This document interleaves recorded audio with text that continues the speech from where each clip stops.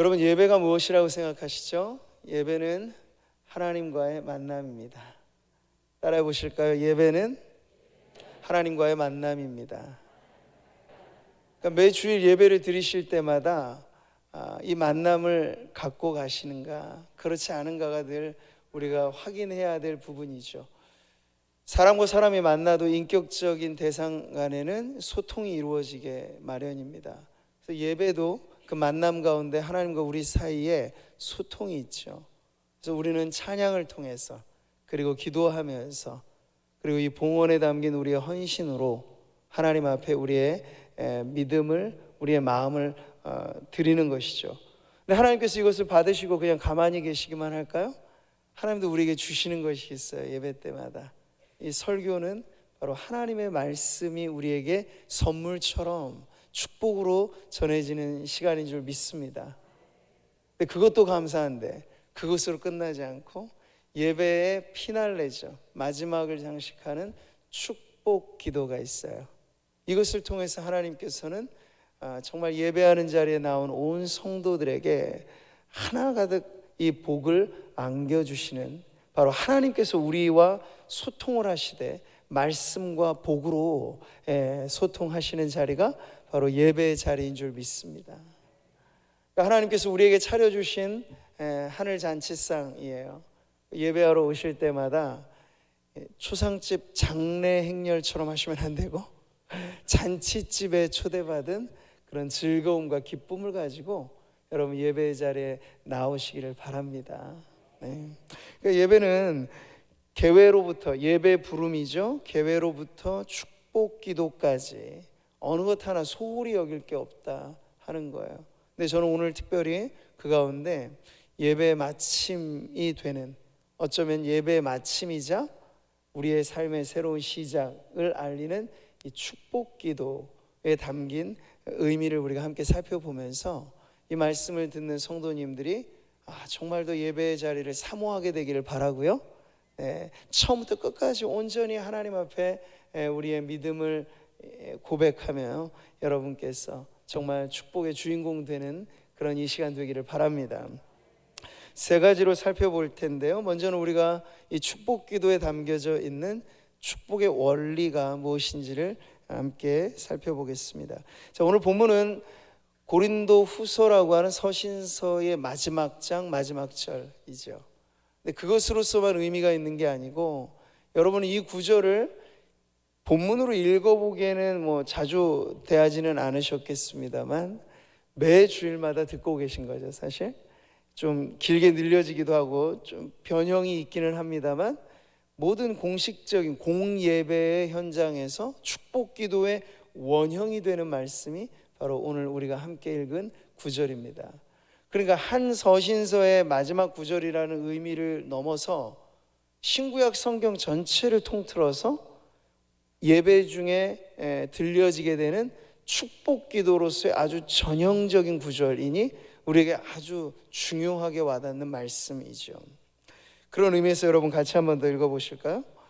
주 예수 그리스도의 은혜와 하나님의 사랑과 성령의 교통하심이 너희 무리와 함께 있을지어다. 아멘. 여러분, 축복 기도라고 하는 것은 목회자가 성도에게만이 아니고 성도들이 서로 우리가 오늘도 이 출산 이후에 나온 아이를 축복하며 기도해 주었던 것처럼 우리 왕같은 제사장으로서 성도들이 서로 기도해 주는 것 안에 이 축복 기도가 있습니다. 근데 그러한 일반적인 축복의 기도와 예배 중에 이렇게 우리가 매번 함께 나누는 축복 기도에는 약간의 의미상의 차이가 있다는 것을 알 수 있죠. 그 차이가 뭘까요? 마무리를 짓는 이 구절 자체도 좀 틀리죠. 성령의 교통하심이 너희 무리와 함께 어떻게 마무리 짓습니까? 있을지어다. 있기를 바랍니다. 있기를 축원합니다. 이런 것이 아니에요. 있을지어다. 그러니까 이 마무리의 종결은 어떤 기도라고 하는 형식의 기원, 바람 이런 표현보다는 선언적인 의미가 더 강해요. 선포적인 의미가 있다는 거죠. 물론 이 성경의 원어 헬라어를 보면 있을지어다 내지는 축원합니다 이런 구절이 없습니다. 그래서 해석상의 차이가 생기는 거예요. 그럼 원어의 의미를 그대로 우리가 직역을 한다 하더라도 지금 우리가 보고 있는 이 성경 구절과 같은 번역이 합당하다 여기게 되는 거죠. 그래서 뭐 교단에 따라 혹은 개별 목회자에 따라서 축복 기도의 마지막 형태를 있을지어다 하면 약간 좀 이렇게 뭐가 명령식으로 들릴 수도 있고 권위감은 느껴지는데 또 너무 그런 것 같지 않나 싶어서 축원합니다 좀 겸손하게 들리기도 하고 바꾸기도 합니다. 근데 저는 우리 교단이 정해준 이러한 기준과 제가 개인의 목회자로 성경을 해석하고 판단하는 기준에서도 이 구절의 원형을 그대로 인용해서 우리가 축복 기도를 공예배 현장에서 사용하는 것이 합당하다고 여겨져요. 그 이유가 있습니다.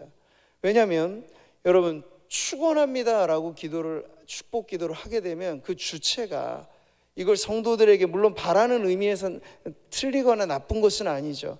근데 이 목회자가 축원한다는 의미가 돼요. 바란다, 내 바람을 아뢰입니다. 근데 오늘 성경 구절을 이렇게 있을지어다 라고 번역을 하고 우리가 축복 기도의 내용을 제가 맨 마지막에 그렇게 있을지어다 말할 때는 그런 목회자의 바람 정도가 아니고 어떤 복을 기원해 주는 그런 의미가 아니고 성삼위 하나님께서 어제나 오늘이나 내일이나 변함없이 동일하신 그 하나님께서 이 복을 베푸십니다 라고 하는 것을 선언하는 의미가 더 강한 거죠.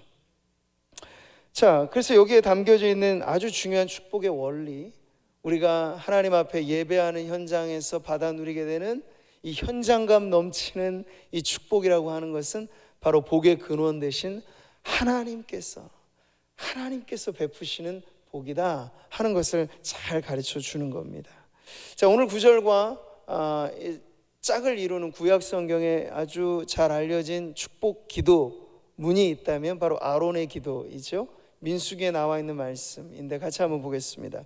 아론과 그의 아들들에게 말하여 이르기를 너희는 이스라엘 자손을 위하여 이렇게 축복하여 이르되 여호와는 내게 복을 주시고 너를 지키시기를 원하며 여호와는 그의 얼굴을 내게 비추사 은혜 베푸시기를 원하며 여호와는 그 얼굴을 내게로 향하여 드사 평강 주시기를 원하노라 할지니라. 아멘. 자, 이 말씀도 고린도 후서와 함께 우리가 축복 기도로 자주 사용되어지는 원형적인 말씀이죠. 근데 이 두 구절을 다 살펴보면 이 공통점, 주체는 축복을 베푸는 주체는 제사장, 구약 시대는 제사장, 그리고 신약 시대는 사도, 교회 시대는 목회자로 이렇게 우리가 생각해 볼 수 있는데 어떤 그러한 우리가 특별하게 성직자라 여겨질 만한 그런 이들이 축복의 권한을 갖고 있는 것이 아니고 그들은 다만 대행의 역할, 전달의 역할을 해줄 뿐 이 복을 주시는 이는 하나님이시다 하는 걸 강조하고 있어요. 다음 구절을 한번 보실까요? 그들은 이같이 내 이름으로 이스라엘 자손에게 축복할지니 내가 그들에게 복을 주리라. 아멘. 그러니까 목회자의 사명 중에 매우 중요한 하나는 이 축복의 전달자 역할을 물론 해야 합니다. 그러나 이것은 목회자로서 제가 만들어서 드린다는 개념이 아니고 우리 하나님께서 이미 다 만들어 놓으신 그 복을 선언적으로 믿음으로 선포하고 말씀으로 가르치고 또 기도로 아뢰면서 하나님의 복을 전달해 주는 그런 역할을 할 뿐인 거죠. 이 원리는 세례를 베풀 때도 그대로 나타납니다. 이제 우리 가을을 맞아서 학습 세례 교육도 있고 이제 문답을 거쳐서 성례 중에 하나인 세례식을 거행하게 될 텐데 여러분 세례도 그것을 주관하고 집례하는 이는 목회자입니다. 목회자에게 위임된 특별한 일이죠. 아주 중요한 사명입니다. 그런데 여러분 그것이 누구의 이름으로 하는가는 분명해요. 오늘 주님의 말씀을 보시죠. 그러므로 너희는 가서 모든 민족을 제자로 삼아 아버지와 아들과 성령의 이름으로 세례를 베풀고. 그러니까 아무개 목사의 이름으로 세례를 베풀면 그거는 아주 위험한 일입니다. 성경은 분명 성삼위 하나님의 이름으로. 그래서 세례가 아주 중요한 성례가 되는 까닭은 바로 성부와 성자와 성령의 이름으로 세례를 주노라 하기 때문에 중요한 거예요.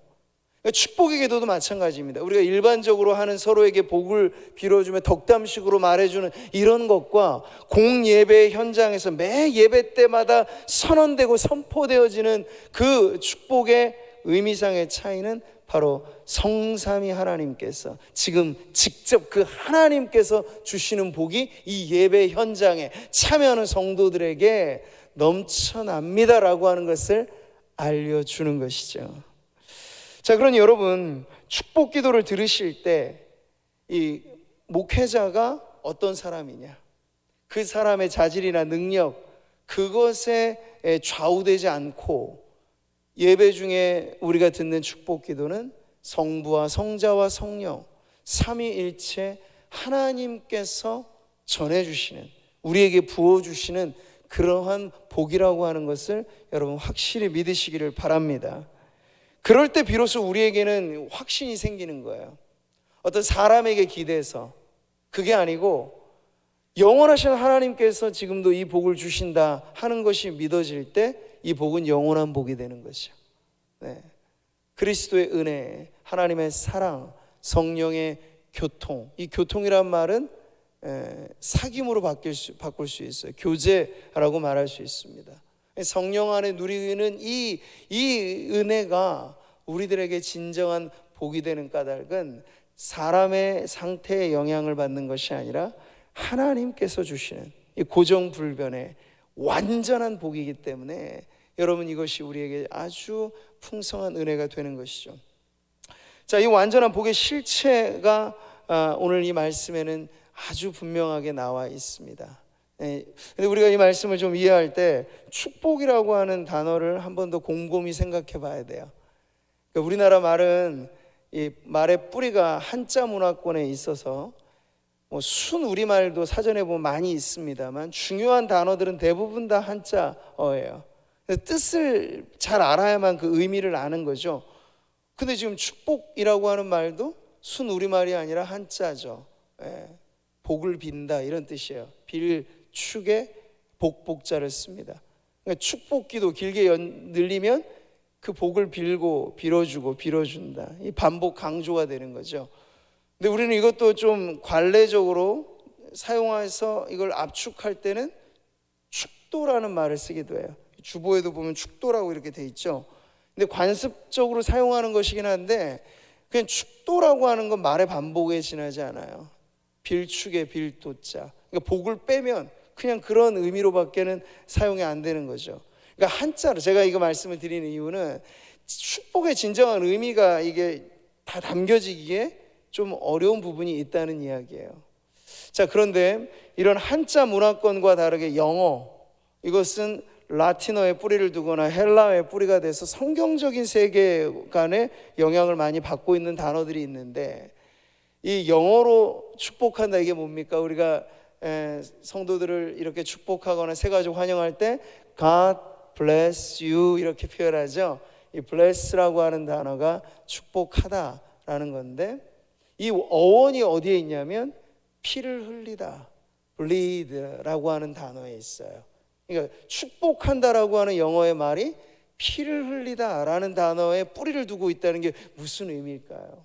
그러니까 기독교적인 의미에서 이 복을 나눈다라고 하는 것의 그 복의 정체, 핵심은 우리가 구약 시대로 거슬러 올라가면 우리가 하나님을 예배할 때 그냥 예배할 수 있습니까? 그러지 못해요. 지금은 우리가 아주 간편하게 아주 약소하게 그렇게 예배를 지금 드리실 수 있는 시대지만 여러분이 만약 구약 시대의 유대인으로 태어나서 하나님을 예배한다고 했다면 매번 예배할 때마다 그냥 오실 수는 없고 양이든 아니면 없으면 비둘기든 아니면 소든 나 대신 죽임당해야 할 희생 제물을 가지고 하나님을 예배해야 했어요. 그게 올바른 절차였죠.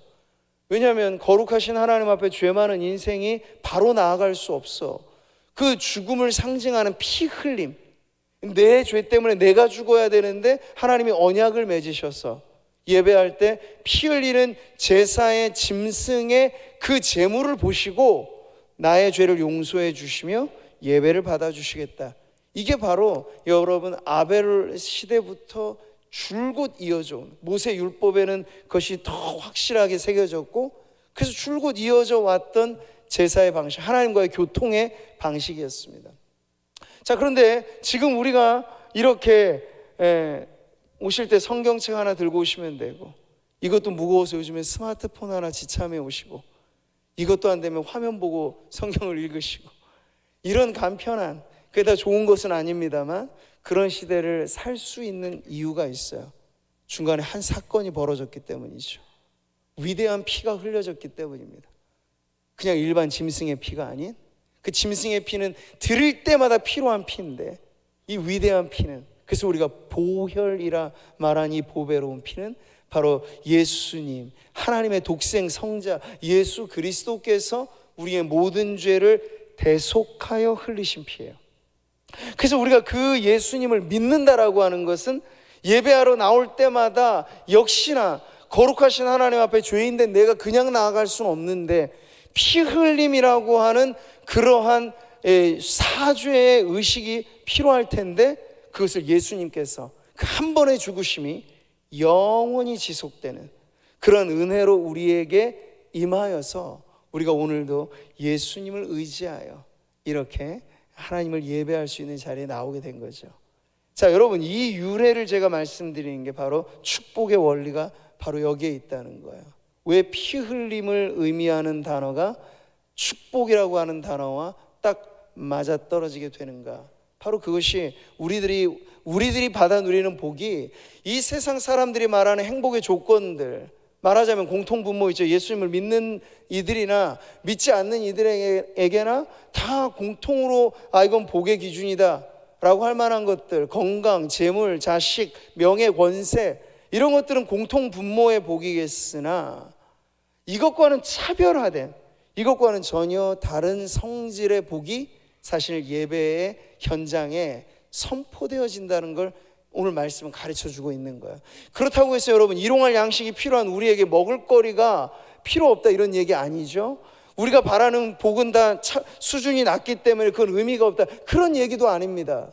그러나 이 모든 복들을 총망라해도 복 중에 가장 귀한 복, 만복을 주시는 이가 하나님이신데 예배의 이 짧은 시간에 그 만복을 다 선언하면 시간이 모자라니까 이걸 압축해서 마치 한약 탕기에 귀한 약재 다 집어넣다가 꾹 짜면 엑기스가 나올 거 아니에요. 그 복 중에 오리지널 가장 좋은 복을 엄선해 놓으신 게 바로 여러분이 매번 예배 때마다 듣는 그 복이라는 거예요.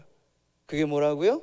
주 예수 그리스도의 은혜와 하나님의 사랑과 성령의 교통하심, 바로 이 복이 우리가 받아 누릴 수 있는 최고 최상의 복이기 때문에 오늘 하나님께서는 예배하는 성도들에게 다른 것 아닌 이 귀한 복을 바로 예배의 한 순서로서 듣게 하신다 하는 것이죠. 자, 여러분, 완전한 복의 실체, 그것은 뜬 물을 복이 아니고 뜬구름 잡는 것과 같은 복도 아니고, 그리고 세상 모든 사람들이 선호하기는 합니다만 그건 모두가 좀 불확실하잖아요. 있다가도 없고 없다가도 있고, 그것 자체가 불확실하다는 걸 의미하잖아요. 건강만 해도 늘상 우리가 똑같은 정도로 건강합니까? 안 그렇잖아요. 감기 걸릴 때도 있고 그거보다 중한 병 들 때도 있고 들쭉날쭉입니다, 이 모든 것들은. 그러나 하나님께서 예배 중에 우리로 하여금 듣게 하시는, 누리게 하시는 그 복은 줄어들미 없고 모자람이 없고 완전한 이 복을 우리들에게 안겨주신다. 여러분, 오늘 말씀을 통해서 그것을 마음 확실하게 새겨 넣으시기를 바랍니다. 추석 지나 우리가 주일을 다시 맞이했잖아요. 그래도 평상시보다는 조금은 더 음식을 조금은 더 드셔서 몸이 좀 부대끼시는 분들이 계실 거예요. 그렇죠? 웃으시는 분들은 해당되시는 건가?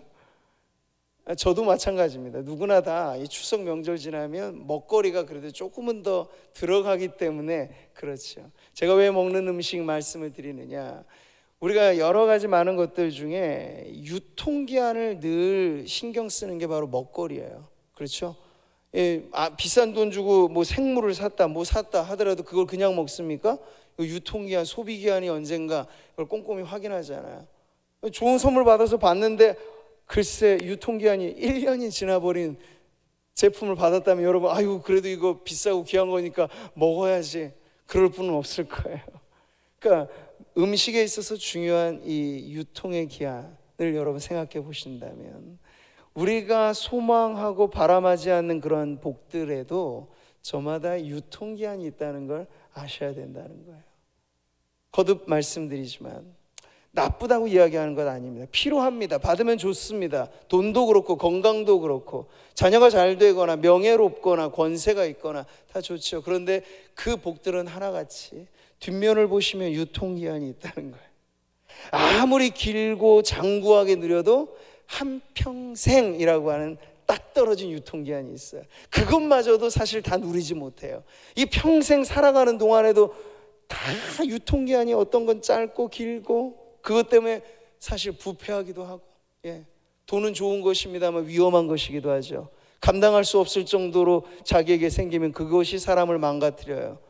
권세도 봉사하고 많은 사람을 이롭게 섬긴다는 건 좋은 힘이겠으나 그걸 감당하지 못하는 사람에게 권세가 주어지며 망하는 지름길이 되죠. 그러니까 복이 아닐 때가 있다는 걸 우리는 알아야 돼요. 이것과 비교해 보십시오. 우리 주님이 주시는 이 신선하고도 변하지 않고 변질될 위험이 전혀 없는 하나님의 이 복은, 여러분 그리스도의 은혜, 하나님의 사랑, 성령의 교제하시는 이 놀라운 완전한 복은 우리 모든 성도들에게 영혼 무궁히 만족을 주고 기쁨을 주고 감사가 넘치는 그러한 축복의 가장 중요한 복인 줄 믿으시기 바랍니다. 그럼에도 불구하고 여러분이 선호하시는 복이, 난 눈에 보이지 않는 은혜, 사랑, 평강, 그거 다 좋지만 목사님 지금 저한테는 실체적인 복이 필요합니다. 이게 강해지면 필요합니다만, 여러분 이 저울에 자꾸 이게 올라가게 되면 축도가 내용이 바뀌어져야 될지도 몰라요. 마지막에 딱 기도를 할 때 주 예수 그리스도의 은혜가 아니라 건강과 부귀와 명예와 권세가 성도들에게 영원히 있을지어다. 2부 때는 아멘도 나오셨던데요. 물론 좋죠. 제가 이걸 낮게 평가해서 말씀드리는 것이 아닙니다. 목회자로서 저는 일반의 성도들의 삶에 하나님도 관심이 있으시고 늘 그 부분이 기도의 제목이기도 하죠. 그런데 예배 중에 우리가 듣는 이 축복이 그것과는 어떤 점에서 차이가 있는지를 말씀을 드리고 싶은 거예요. 그리고 더 중요한 건 이 복은 차별이 없이 주어진다는 거죠. 만약 여러분 성도들이 세상에 많기도 하고 적기도 하고, 어떤 사람은 많이 갖고 있고 어떤 사람은 적게 갖고 있는 이런 유동적인 복들을 기준으로 내가 하나님의 관계를 확인하고 어떤 하나님이 나와 함께 하신다라고 하는 그 사랑을 확인하는 징표로 갖는다면, 명예가 많이 주어지지 않거나 높은 보좌, 권좌에 앉아있지 않으면 어때요? 나는 복을 받지 않은 사람이라 여기게 될 거잖아요. 재물이 많으면 복 받았다 생각하는 기준으로만 갖고 있으면, 성도들 중에도 가난하고 궁핍하고 어렵게 살아가는 분들이 많이 있는데 그런 분들은 다 나는 하나님께 저주받은 것인가? 오해할 소지가 많다는 것이죠. 있으면 좋은 것이지만 여러분, 그것이 없다고 해서 만약 하나님의 우리에게 향하신 그 사랑이 만약 그것으로 여러분 저울질하게 된다면 성도들의 신앙 자체가 완전히 흔들리게 되는 그런 문제거리가 된다는 거죠.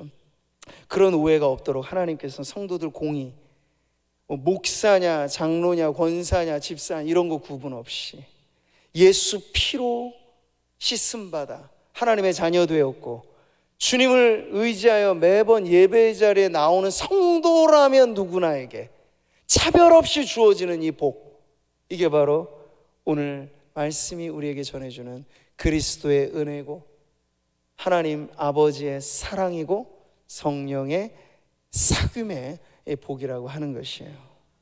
자, 여러분, 제가 묻고 싶어요. 여러분, 이 복을 받으셨습니까? 확신하시는 만큼 한 번 더 세게 한번 답을 해보시죠. 여러분이 진정 바람하지 않는 소원, 하나님 앞에 그리스도의 은혜의 복을, 하나님의 사랑을 누리기를, 그리고 성령 안에 교제하게 되는 이 복을 여러분은 간절히 바라십니까? 네. 그런 성도들에게 하나님은 그저 왔다 가는 발걸음이 아니라 매 예배 때마다 챙겨주시는 거예요. 네. 잊을까봐 늘 듣게 하시는 거예요. 변함없이. 성도라면 여러분의 삶의 형편이 어떠함에 관계없이 하나님의 사랑은 언제나 여러분을 향하고 계시고, 그리스도의 그 십자가의 피로 우리를 구속하신 은혜는 우리의 삶의 상태에 따라 움직이는 것이 아니라 꽉 찬 완전한 복으로 우리들에게 이미 주어졌고, 지금도 주어지고, 내일 일은 난 몰라요 이지만 내일도 주어질 것이라 하는 의미에서 여러분, 선언적으로 예배 때마다 여러분에게 들려지는 것이죠. 사랑하는 성도 여러분, 이것에 아멘으로 답하는 성도라면 이 구절이 바로 여러분의 고백이 될 겁니다. 같이 읽어보시죠. 이스라엘이여, 너는 행복한 사람이로다. 여호와의 구원을 너같이 얻은 백성이 누구냐? 누구겠어요, 여러분? 다른 세상 천지에 누가 그리스도의 은혜와 하나님의 사랑과 성령의 사귐이라고 하는, 사람이 주는 것이 아닌 하나님이 주시는, 째째하게 조금 주는 게 아니라 완전히 주시는 이 복을 누가 받아 누리겠어요? 바로 하나님을 믿는 오늘 이 자리 예배하는 성도들이 아닙니까? 그럼 여러분 당당하게 말할 수 있어야 돼요. 세상 누구 앞에서도 이 세상에서 가장 거울아 세상에서 제일 예쁜 사람이 누구니 이렇게 묻는 거 말고, 이 세상에서 가장 행복한 사람이 누구지? 자문자답을 해보세요. 바로 나지. 네, 할렐루야. 왜요? 여러분은 이미 받은 복이 있잖아요. 받은 복이 있잖아요. 그 복은 줄어들지 않고 부패하지 않고, 받으면 좋고 더 받아도 좋고 더 받아도 탈나지 않고, 그 복을 이미 우리는 그리스도의 은혜와 하나님의 사랑과 성령의 교통하심의 이 복을 우리가 받았기 때문에 나는 진정 행복한 사람입니다 말할 수 있는 것이죠. 완전한 복을 누리는 건 모든 성도들의 바람입니다. 근데 하나님께서는 우리가 바라는 것보다 더 원하세요. 그래서 하나님께서 예배의 많은 순서 중에 하나님 편에서 우리에게 내려지는 축복이 말씀의 은혜와 더불어서 이 축복 기도에 담겨져 있는 것이라고 할 수 있는 거죠. 우리가 지난 몇 주간 염려하지 말아야 될 이유를 살펴볼 때 가장 중요한 이유가 뭐였죠? 하나님이 우리의 하늘 아버지이시기 때문에. 네. 이 땅에 악한 좀 불완전한 부모라도 자식한테는 좋은 거 줄 줄 알거든. 예수님 말씀하셨잖아요. 하물며 하늘에 계신 너의 아버지께서 구하는 자에게 좋은 것으로 주시지 않겠느냐. 이 말씀 그대로 여러분이 지금껏 바라고 기도해왔던 그 모든 것이 사실상 매 예배 때마다 응답으로 주어지는 거예요. 그리스도의 은혜, 하나님의 사랑, 성령의 사귐으로 이 안에 사실 모든 게 다 담겨져 있죠. 이것을 만약 우리가 최고 최상의 복이라고 믿는다면 그 하위에 있는 것들은 좀 변화무쌍해도 큰 문제는 아니다라고 여길 수 있어요. 그래야 우리가 떳떳하게 누구 앞에서라도 나는 행복한 사람입니다. 네, 나는 행복한 사람입니다. 자식이 조금 속썩일 때 있어도 여러분의 행복이 그것 때문에 크게 타격을 입지 않는 거예요. 네. 가정의 경제가 조금 어렵다 치더라도 근본된 하나님의 하늘 곳간에서 마르지 않는 이 은혜와 사랑과 교제의 복이 우리에게 떨어지지 않는 한, 중단되지 않는 한, 여러분 우리는 행복한 사람이다 라고 하는 걸 언제나처럼 고백할 수 있어야 하겠지요. 예배 중에 선언되는 이 복 중의 복, 최고의 복, 하나님께서는 이것을 여러분이 잊지 않기를 바라시는 거예요. 그러니 여러분, 예배의 자리는 얼마나 정말 복된 자리입니까? 우리가 이 예배의 자리를 사모해야 하는 까닭은 바로 하늘 아버지께서 복 주고 복 주시고자 하는 그 마음으로 우리를 부르셔서 예배 마치고 집으로 돌아가는 성도들의 그 발걸음에 이 복을 매번 동일하게 알려주시고 얹어주시고 누리게 하시는 바로 그 자리가 예배의 자리인 줄 믿습니다.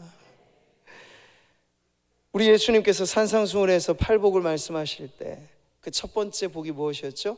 심령이 가난한 자 복이 있나니 천국이 그들의 것이라. 시작부터가 다른 복입니다. 우리가 받은 복은 세상의 방식대로 말하자면 부유한 자는 복이 있나니, 이게 맞잖아요. 네. 근데 하나님, 주님은 달리 말씀하셨어요. 가난한 자가 복이 있다.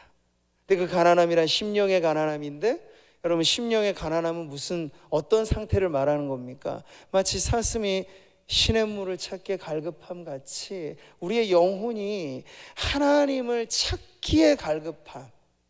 그러니까 하나님께서 우리에게 안겨주시는 은혜와 이 축복에 목마르고 배고파하고 그렇게 하나님께 나아오는 성도들이 우리 하나님 보시기엔 참 복이 있다.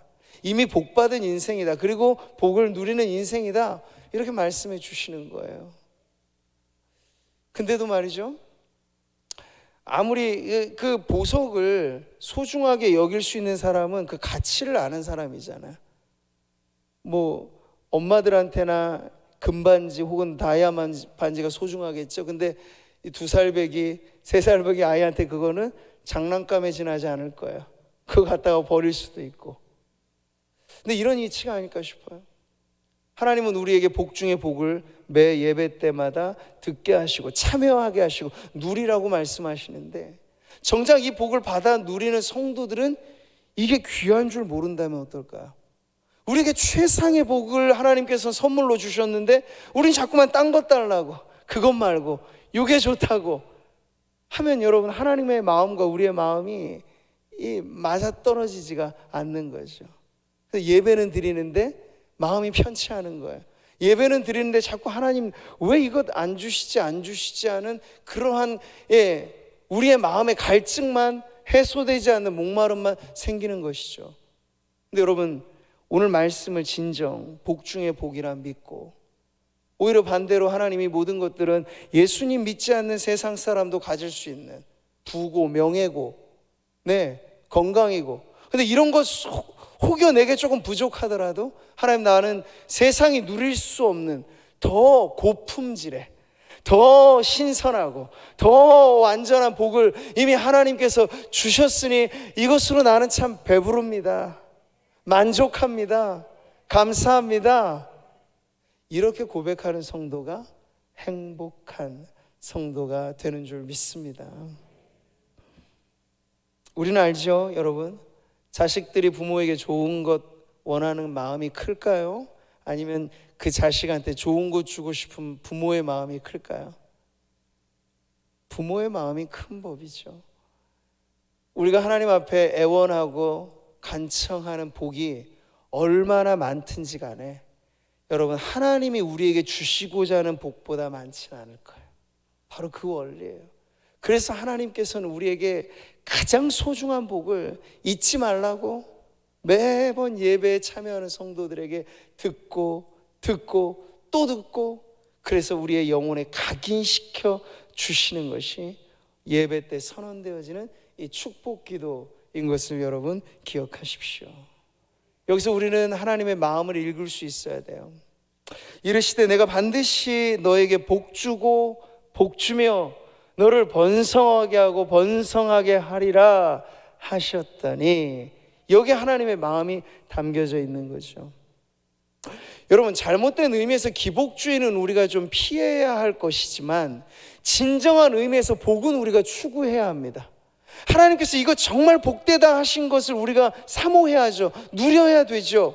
그런 것을 주님은 우리에게 주시고자 마치 자녀에게 좋은 것 먹여주고자 안달이 부모의 마음처럼 하나님은 늘 예배 때 주님 앞에 찾아 나오는 성도들에게 어떻게 하면 조금 더 이 복을 누리게 할까? 복을 맛보게 할까? 이게 하나님의 마음인 줄 믿습니다. 네. 오늘도 우리가 살아가는 세상과 이 날들은 참 각박하기 그지없고 바라나 얻지 못하는 것들이 많아서 허탈과 궁핍과 이 많은 어려움들 속에 우리는 살고 있습니다. 근데 그럼에도 불구하고 오늘 우리가 주의 말씀에 귀 기울일 때 삶의 형편의 다름은 천차만별이겠으나 여기 성도로서 부르심을 받고 오늘도 예배하는 자리에 이 가장 귀하고 복된 자리에 나온 모든 성도들에게는 변함없는 하나님 아버지의 마음이 이 축복에 담겨 전해지게 될 줄 믿습니다. 세상 어떤 변화에도 변하지 않는 영원하고 완전한 복을 오늘도 여러분 하나님께서 여러분에게 주십니다. 우리가 할 건 뭐죠? 받으면 돼요. 그게 믿음입니다. 믿음은 빈손으로 비유되는 거예요. 주님이 우리에게 완전한 복을 주실 때 받는 손이 믿음이라면 이 손이 할 것은 받는 것밖에 없어요. 네, 그럴 때 우리가 무엇을 고백해야겠습니까? 감사합니다. 잘 받겠습니다. 주신 복 제가 잘 누리겠습니다. 잘 사용하겠습니다. 그러면 돼요. 여러분에게 복 만들려고 하지 않고 나올 때마다 하나님께서 완성하신 이 축복을 나눠주실 때 여러분 코로나도 끊을 수 없고 그보다도 어려움이 우리에게 있을지라도 빼앗길 수 없는 이 복을 여러분이 누리셔서 이 세상 가장 행복한 사람으로 내가 삽니다. 이 고백이 한 주간의 삶에도 여러분 끊임없이 이어지게 되기를 바랍니다. 성도로서 우리는 복받은 사람답게 살아야 돼요. 하나님이 진정 원하시는 것은 바로 아브라함에게 그러셨듯이 하나님께서 아브라함에게 복을 주셨잖아요. 그 결과로 아브라함을 어떻게 만드셨죠? 복덩어리로 만드셨잖아요. 너는 복이 될지라. 그러니까 성도들을 만나는 모든 사람들이 오히려 세상적인 기준에서 우리보다 높은 자리에 있거나 여러분 요셉과 애굽 왕 바로가 만났을 때 그 격차는 엄청났겠죠? 그런데 이미 하나님이 함께 하셔서 복 있는 사람이 되었던 요셉이 오히려 세상을 군림하는 애굽 왕 바로를 도와주었어요. 이게 바로 성도들이 세상을 살아가는 법입니다. 돈으로 아니고 권력으로 아니고 세상의 어떤 힘으로도 아니고 우리가 하나님으로부터 받은 이 복, 그리스도의 은혜요 하나님의 사랑이요 성령의 교제하시는 성삼위 하나님께서 우리에게 안겨주시는 그 복을 하나름 받고 여러분의 만남 속에 그것을 나누시기를 바랍니다. 이것이 바로 복받은 성도, 복을 나누는 성도로서 저와 여러분의 평생의 삶이 되기를 주님의 이름으로 축원합니다.